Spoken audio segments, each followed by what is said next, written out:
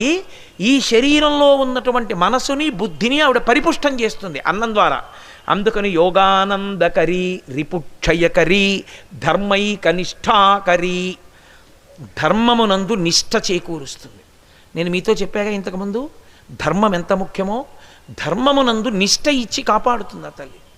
అంత అనుగ్రహశీలి. అందుకే నాతో నిన్నను గణేష్ గారేలా ఉంది అన్నారు, నేను కరెక్ట్గా చెప్తే, లేకపోతే వాళ్ళ అన్నదమ్ముల్లో ఎవరో అన్నారు నాతోటి, కాశీ పట్టణానికి వచ్చి అన్నం దొరకలేదన్నవాడు ఉండడండి. కాశీపట్టణంలో 3 రోజులు అన్నం దొరకకపోయినా ఎవరో ఒకడు పిలిచి అన్నం పెడతాడు ఈ ఒక్క ఊళ్ళోనే. ఇక్కడ అన్నం దొరకకపోవడం ఉండదు అన్నారు. వారి అనుభవం ఎన్నో సంవత్సరాల, వాళ్ళ తాతల కాలం నుంచి ఇక్కడ ఉన్నవాళ్ళు. వాళ్ళు చెప్పకపోతే ఎవరు చెప్తారు? కాబట్టి తల్లి అన్నం పెడుతుంది. ఇక్కడే కాశీపట్టణంలోనే అద్భుతం జరిగింది. అన్ని వేదములను మహానుభావుడు విభాగం చేసి 18 పురాణములను రచించి బ్రహ్మసూత్రములను ఇచ్చినటువంటి వ్యాసభగవానుడు, శంకరులకి దర్శనమిచ్చి శంకరుల్ని అనుగ్రహించినటువంటి వ్యాసభగవానుడు, ఏ వ్యాసభగవానుడు లేకపోతే సనాతన ధర్మము కటిక చీకటో అంతటి వ్యాసభగవానుడు కాశీపట్టణానికి వచ్చాడు. వచ్చి ఆ విశ్వనాథుని యొక్క దేవాలయంలో కూర్చుని, ముక్తి మంటపంలో కూర్చుని రోజు శివమహాపురాణం చెప్పేవాడు శిష్యులకి. జైమిని, పైలుడు, వైశంపాయనుడు మొదలైన వాళ్ళు చుట్టూ కూర్చునేవారు. ఇతరులు కూర్చునేవారు, శివమహాపురాణం చెప్తుండేవాడు. వ్యాసుడే చెప్పడం అంటే ఎంత గొప్ప!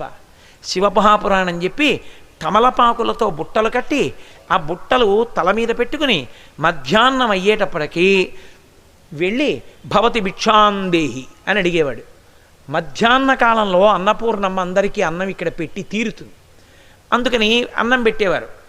ఆ అన్నం తెచ్చుకుని తినేవారు. ఎలా తినేవారు ఆయనే చెప్పాడు ఒకప్పుడు అన్నపూర్ణమ్మతో.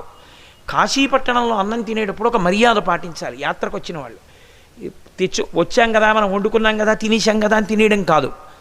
మనం తినడానికి ముందు చక్కగా ఒక విస్తట్లో పదార్థాన్ని అంతటినీ సర్ది గంగానదికి పట్టుకెళ్ళి గంగానదికి నివేదన చేస్తూ ఆ పదార్థాన్ని విడిచిపెట్టాలి.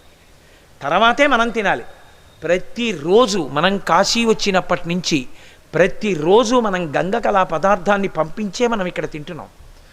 అన్నపూర్ణాష్టకం చేసుకుని అక్కడ స్వామి హనుమకి నివేదన చేసుకుని తత్ప్రసాదంగా మనం తింటున్నాం.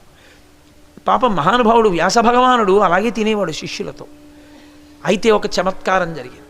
శివుడు అన్నాడు, 4 వేదములను విభాగం చేశాడు, బ్రహ్మసూత్రాలు రచించాడు, 18 పురాణములను ఇచ్చాడు, మహాభారత రచన చేశాడు. లోపల ఎంత జ్ఞానవైరాగ్యాలు